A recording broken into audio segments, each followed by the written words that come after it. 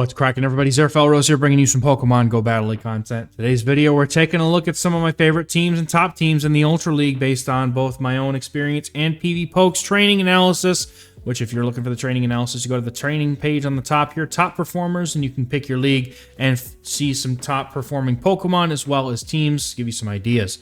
So here are my 5 favorite ideas and or teams that I've either run myself or seen on that page. The first one being Deoxys Defense, Obstagoon, and Steelix. This team was one of the strongest teams that I've seen since Steelix got Breaking Swipe, and it skyrocketed me to very early expert elo, and then kind of petered off after everybody really wanted this hard counter all the Steelix teams. But essentially, this team uses Obstagoon as the sweeper. Usually, you just save both your shields for Obstagoon and then let it sweep, and then Deoxys and Steelix are kind of there to get the opponent's shields and whittle down their resources and their Pokemon to the point where Obstagoon can finish the job. Now, Steelix also functions as the safe swap on this team. On paper, yes, the whole thing loses to Registeel, but we run the Thunderbolt on the Deoxys to give it more power in that matchup, and then Steelix as Earthquake Obstagoon with 2 shields actually can beat a Registeel. And we are running Obstruct as well. I know that this says Cross Chop here, but we are running Obstruct typically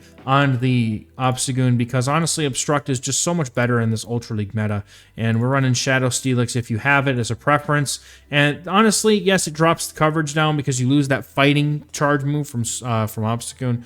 But honestly, the Obstruct just lets you, if you counter swap into a matchup where you can just Obstruct a couple times and come out of it pretty healthy, your Obstagoon is just going to steamroll so much of that team, it's ridiculous. So this team essentially really works well using your Steelix to bait out a Tapu Fini or a Golisopod, potentially a Deoxys. I think Golisopod is probably one of the hardest things for this team to deal with on paper because it does beat everything, but only if it runs X-Scissor. If they're running Aerial Ace Liquidation, you're not doing too bad. Because Steelix can power through a Golisopod if it needs to, for the most part. And the Shadow Claws are resisted by the Obstagoon, so they really only have their charge moves to deal with, while you're doing some damage to them over time. So this team really focuses on using that Obstagoon with the Sweeper, and then sometimes you just get team comped, right? Obstagoon against a Fairy.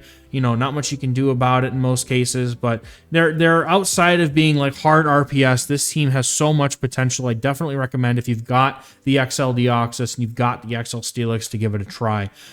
It's such a strong team, and I can highly recommend it. It's very technical as well. Lots of room for growth at this team if you're trying to learn mechanics as well. So let's take a look at the second team here. This is another team off the training analysis page. This is Greninja, Charizard, Cresselia. Looks a little bit more like a balanced team to me at first glance. This is a Greninja in the lead. Hope to either core break them in the lead, get the Greninja going, or use Greninja to get the shields, and then use the Charizard to sweep in the back. Charizard is one of the strongest sweepers in the entire Ultra League now that it has that wing attack from a couple seasons ago. Blast Burn and Dragon Claws come out so quick that even against resisted targets, the Charizard just has such a good matchup into so many things because of that wing attack energy gain that it really makes for a very effective sweeper, even in situations you think you shouldn't win. So let's take a look at this team again. Registeel on paper. Registeel beats a lot of things on paper because it's bulky and has Zap Cannon. But let's be honest, if you run like Shadow Charizard, for example, you're off to the races with that because your Blast Burn could nearly one-shot that Registeel. So they really have to consider shielding if you're in that matchup. And then after that, Tapu Fini obviously doesn't look great against this team. If you're using a Greninja, you should know that Tapu Fini and Greninja in the 2-shield scenario, it's much better for the Greninja. So if you end up leading into Tapu Fini, it's probably worth staying in to play it out. Just because it's such a decent matchup for you in the 2 shields. And then, other than that, Golisopod is fairly neutral into this team. Charizard beats it on paper, but can't tank Liquidation. Greninja doesn't beat it if it's got X-Scissor. I think Golisopod defaults to X-Scissor in this meta on PvPoke, so it's worth keeping an eye on. And then, Pidgeot might be rough, but Greninja with the Night Slash boost, you guys have probably seen, if you watch my content, you've seen a few times where, even Pidgeot, you get that boost and it's over. But Registeel and Pidgeot are really the only meta-relevant things that go through this whole team. Greninja technically has, wins across the board, and then the mirror, it's a tie.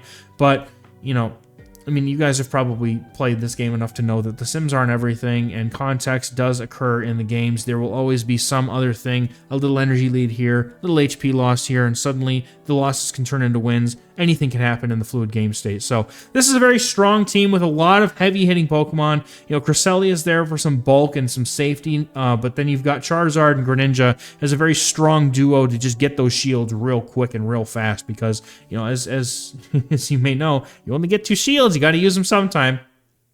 So let's take a look at team number 3 here. Team number 3 is one that I'm a little bit more familiar with. Now, I ran this team last week when we had Ultra League. Well, maybe 2 weeks ago, depending on when you're watching this. And I actually have a video of this team up on the channel from a couple weeks ago, so it's really worth checking it out. I ran Shadow Reggie Rock in my version of the team because I wanted to use it, because I had it. But regular Reggie Rock, or you could use like an Aurorus perhaps, or an electric type in the lead like Heliolisk or XehrFelrose. Those would work as well. Just a really strong anti-flyer. And then Golisopod is here as the safe swap. And by the way, if y'all don't have Golisopod in your Ultra League roster yet, I highly recommend. It's like one of the top, if not the top thing to have in your Ultra League roster to have right now, because it is so good, it's so consistent, and it can hit so many things. It's like how Drapion used to be before Cobalion came into the meta. It's not walled by very much. It has that defense drop ability, and it's such a strong, consistent Pokemon that you would do yourself. You're doing yourself a huge disservice not to have one. But anyway, Golisopod's a safe swap here to draw out any flyers for Reggie Rock to take care of. Then Virizion hopefully sweeps. This team also has immensely good amount of play into things like Steelix, right? And other Virizions, I mean, I think when I played this team, I lost all but 2 leads like really hard, and I still won all those games. So very, very strong team. I can highly recommend it. Good coverage, good, you know, good bulk. Everything here is good. There's no XLs on this team as well. Cresselia is a little bit dicey, but I think if you play your cards right, I think you might be able to get around it. Deoxys was a bit of a pain for me, but somehow I was able to win that one as well. But a potential threats page, you know, the only things that beat this whole team are a whole lot of nothing. Tentacruel is the only thing that on paper beats the whole team, but let's be honest, you're not probably staying in to play a whole Tentacruel matchup. You're probably going to have to use, you know, dance around and get the energy on stuff. But other than that, this team is extremely solid. I think this one was made by Axon, our current world champion. So shout outs to him for making this team, I believe. I didn't even realize he'd made it when I started running it. I just threw it together. I'm like, man, this looks like a good team. And then I found out later after I'd done the video that Axon actually made the team. So very, very strong team here. Highly recommend this one. Gained me quite a bit of elo when I used it as well. So let's jump into team number 4 here and look at another Zard team. Now this team, you could use Charizard or you could use Skeleturge. Personally, I like Skeleturge. But if you're a Charizard person, you can use Charizard. Charizard's a strong lead, has a lot of ability to get some energy and just dip out or get an early shield and then dip out. And in this particular team, Cresselia is running Future Sight Moonblast to be able to hit some of those neutral targets as well. Tapu Fini is just back there because Tapu Fini is absolutely, you know, strong. And it's also a good counter to Steelix, which this team sort of needs given that Charizard's wing attacks, right? So if you're not liking Skeleturge, or if you're not liking Charizard too much, Skeleturge is worth a shot because it has that Incinerate fast move, which gives it that fire damage that you can use instead of hitting for resisted damage with the wing attacks.